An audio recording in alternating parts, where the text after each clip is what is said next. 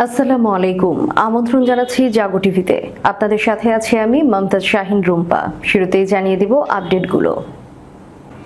মধ্যরাতে 3 দফায় কয়েকশত ব্যালিস্টিক ক্ষেপণাস্ত্র দিয়ে ইসরায়েলে ইরানের পাল্টা ক্ষেপণাস্ত্র হামলা, ইসরায়েল জুড়ে ইরানি ক্ষেপণাস্ত্রের বিস্ফোরণ, রক্তে ভাসল তেল আবিব। ইসরায়েলের 3টি যুদ্ধবিমান ভূপাতিত ও পাইলট আটকের দাবি ইরানের। শনিবার মধ্যরাতে ইরানে নতুন করে হামলা ইসরায়েলের, এবার টার্গেটে খামেনি ও প্রেসিডেন্ট। আত্মগোপনে নেতানিয়াহু, ইরানের হামলার ভয়ে দেশ ছেড়ে পালিয়েছে নেতানিয়াহু। ট্রাম্প ও পুতিনের সঙ্গে যে কথা বললেন ইসরায়েলি প্রধানমন্ত্রী। শিগগিরই ইসরায়েলের জন্য নরকের দরজা খুলে দেবে ইরান, দায়িত্ব নিয়ে কঠিন হুঁশিয়ারি নতুন আইআরজিসি প্রধানের। দুঃসময়ে ইরানের পাশে রাশিয়া, ইসরায়েলকে কড়া বার্তা চীনের, যা বললেন পুতিন শি জিনপিং। ইসরায়েল ও ইরানের উত্তেজনা নিয়ে সৌদি যুবরাজ ও ট্রাম্পের ফোন আলাপ। 2 যুদ্ধ জাহাজ নিয়ে ইরান ইসরায়েল সংঘাতে যোগ দিল আমেরিকা।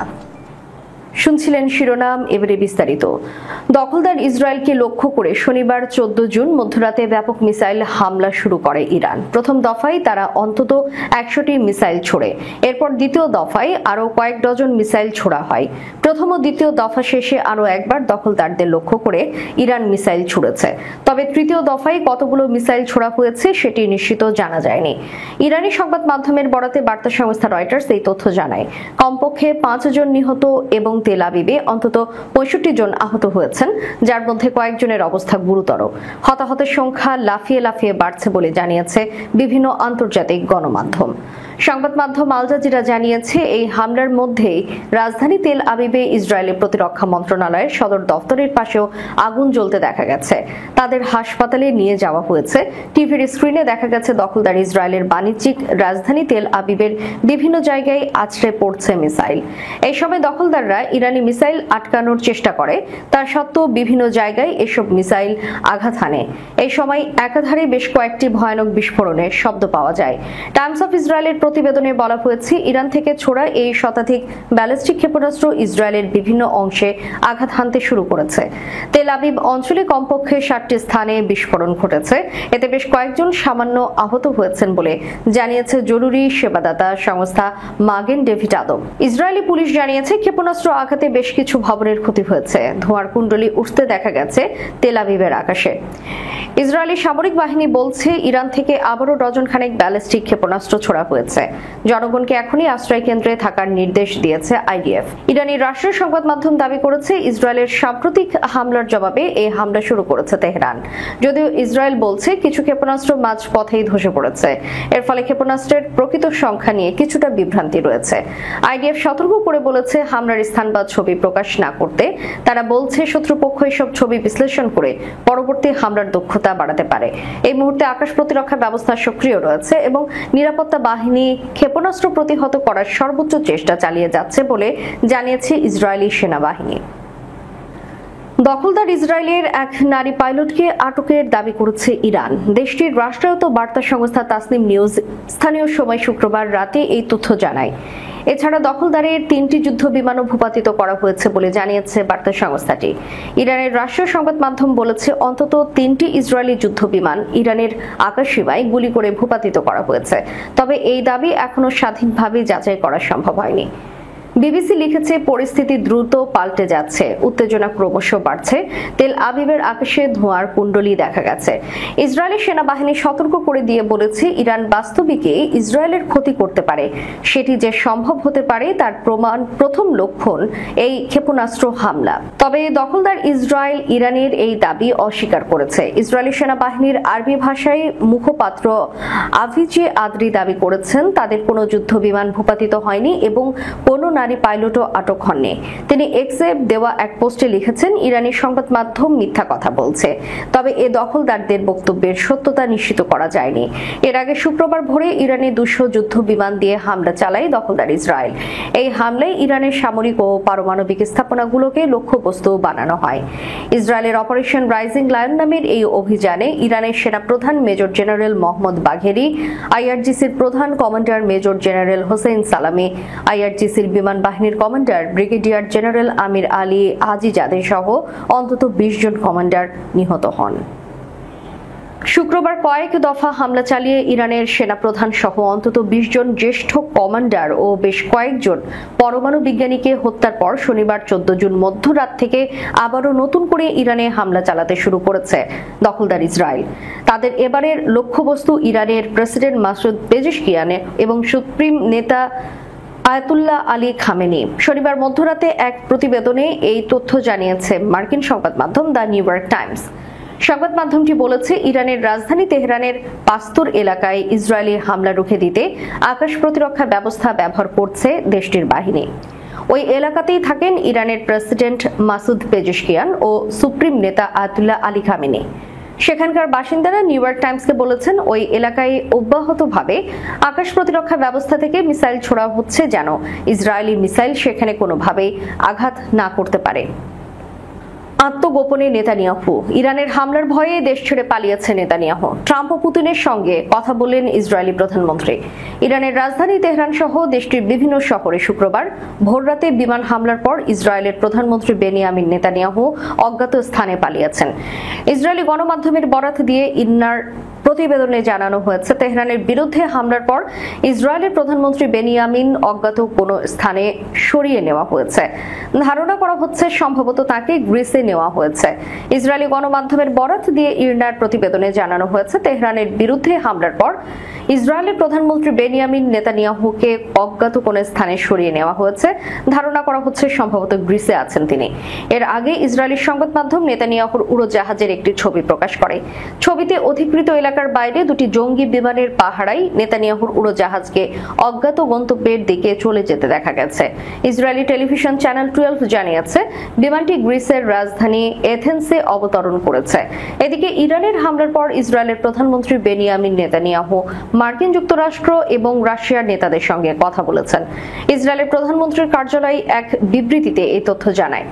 ইসরায়েলের প্রধানমন্ত্রীর কার্যালয় বলেছে, মার্কিন ও রুশ নেতৃত্ব ইরানের ধ্বংসাত্মক হুমকির বিরুদ্ধে আত্মরক্ষার ক্ষেত্রে ইসরায়েলের অধিকারকে স্বীকৃতি ও গুরুত্ব দিয়েছে। শিগগিরই ইসরায়েলের জন্য নরকের দরজা খুলে দেবে ইরান, দায়িত্ব নিয়ে কঠিন হুঁশিয়ারি নতুন আইআরজিসি প্রধানের। Islamic Revolutionary Guard Corps IRGC এর নতুন প্রধান মেজর জেনারেল মোহাম্মদ পাকপুর হুঁশিয়ারি দিয়ে বলেন যে ইরানের ভূখণ্ডে হামলার জন্য চড়া মূল্য দিতে হবে ইসরায়েলকে। তিনি আরো বলেন, শিগগিরই ইসরায়েলের জন্য নরকের দরজা খুলে দেবে ইরান। শুক্রবার 13 জুন মেজর জেনারেল পাকপুর তার দায়িত্ব গ্রহণের পর মেহের নিউজ এজেন্সিতে প্রকাশিত এক প্রতিবেদনের অনুযায়ী আইআরজিসির সেনা কমান্ডার ও সকল সশস্ত্র বাহিনীর মহান নেতা আয়াতুল্লাহ সৈয়দ আলী খামেনিকে দেওয়া এক বার্তায় অপরাধ ও হামলার জবাব দেওয়ার অঙ্গীকার প্রকাশ করেন। মেজর জেনারেল কড়া ভাষায় বলেছেন, অপরাধী ও অবৈধ জানবাদী প্রশাসনকে এক তিক্ত ও যন্ত্রণাদায়ক পরিণতির মুখোমুখি হতে হবে। শিগগিরই এই শিশু হত্যাকারীদের জন্য নরকের দরজা খুলে দেওয়া হবে। প্রসঙ্গত, মার্কিন যুক্তরাষ্ট্রের অনুমতি পেয়ে শুক্রবার ভোররাতে ইসরায়েল ইরানে ভয়াবহ হামলা শুরু করে। দেশটির রাজধানী তেহরান ও আশপাশের অনেকগুলো শহর এর কবলে এসেছে। হামলার আবাসিক এলাকা ও ঘরবাড়িতে উল্লেখযোগ্য ক্ষয়ক্ষতি হয়েছে। প্রত্যক্ষদর্শী ও জাতীয় টেলিভিশন জানিয়েছে যে তারা নিহত ও আহতদের মধ্যে অনেক নারী ও শিশুকে দেখেছে। ইরানে ইসরায়েলের হামলার অন্তত 78 জন নিহত ও 329 জন আহত হয়েছে। দেশটির রেভলিউশনারি গার্ড পরিচালিত নিউজ এজেন্সিতে প্রকাশিত তথ্য অনুযায়ী বাস্তবে নিহত ও আহতদের সংখ্যা আরও অনেক বেশি হতে পারে। ইরানে হামলা অগ্রহণযোগ্য ও উস্কানিমূলক এ কথা জানিয়েছে রাশিয়া। মস্কো বলেছে, ইসরায়েলের এই হামলা বিনা দোষে হয়েছে এবং এটা জাতিসংঘের সনদ লঙ্ঘন করেছে। সে সাথে পশ্চিমা দেশগুলোকেও দোষারোপ করেছে যে তারা ইরানে বিদ্বেষ ও আতঙ্ক সৃষ্টি করেছে। রাশিয়া বলেছে, ইরানে হামলা চালিয়ে মধ্যপ্রাচ্যে অস্থিরতা ও উত্তেজনা আরও বাড়াচ্ছে ইসরায়েল।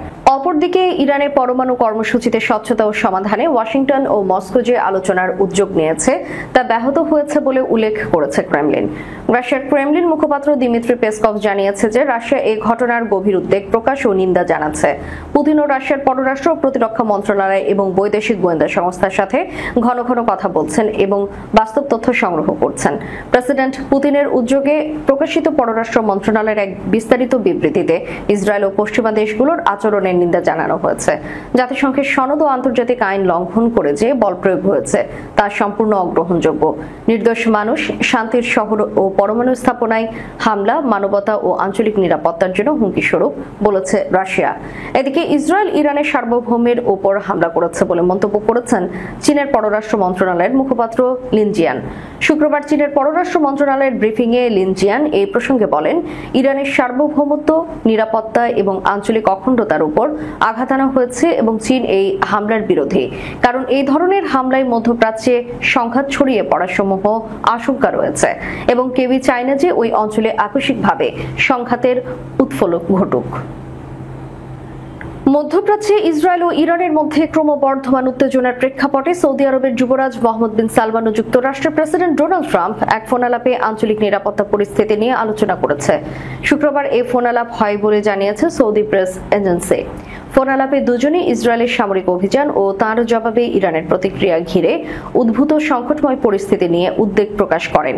তারা সংকট নিরসনে সর্বোচ্চ সংযম দেখানোর উপর জোর দেন এবং কূটনৈতিক পথে সমাধানের প্রয়োজনীয়তা তুলে ধরেন।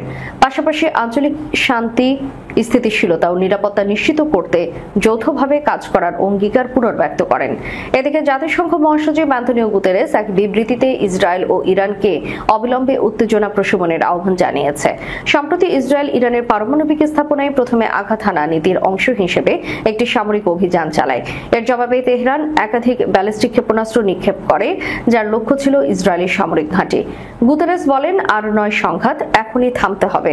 শান্তি ও কূটনীতি যেন প্রধান ভূমিকা পালন করে। এই মন্তব্য তিনি সামাজিক যোগাযোগ মাধ্যম এক্সে প্রকাশ করেন।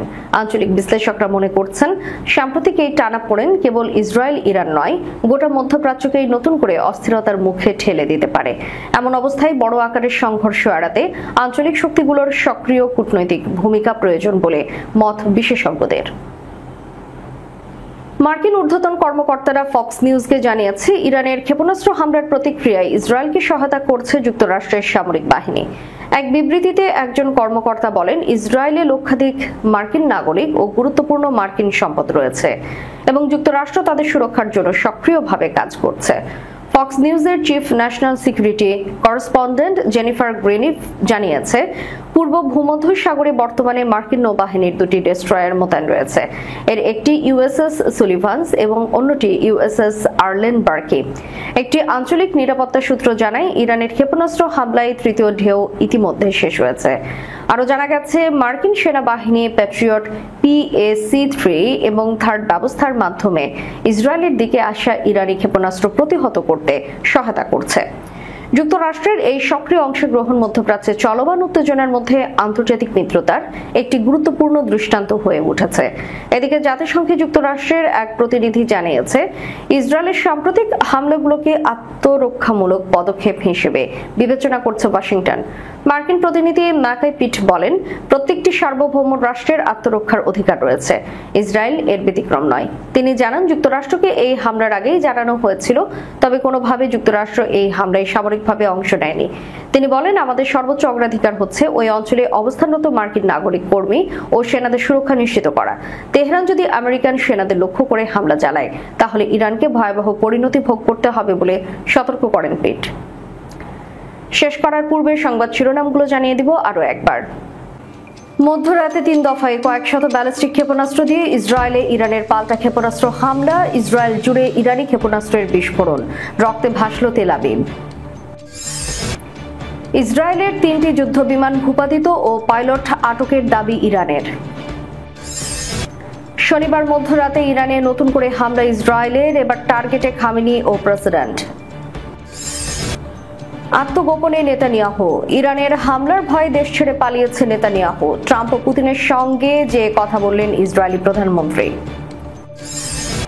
শিগগিরই ইসরায়েলের জন্য নরকের দরজা খুলে দেবে ইরান, দায়িত্ব নিয়ে কঠিন হুঁশিয়ারি নতুন IRGC প্রধানের। দুঃসময়ে ইরানের পাশে রাশিয়া, ইসরায়েলকে কড়া বার্তা চীনের, যা বললেন পুতিন, শি জিনপিং। ইসরায়েল ও ইরানের উত্তেজনা নিয়ে সৌদি যুবরাজ ও ট্রাম্পের ফোন আলাপ। 2 যুদ্ধ জাহাজ নিয়ে ইরান ইসরায়েল সংঘাতে যোগ দিল আমেরিকা। এতক্ষণ আমাদের সাথে থাকার জন্য ধন্যবাদ। আল্লাহ হাফেজ।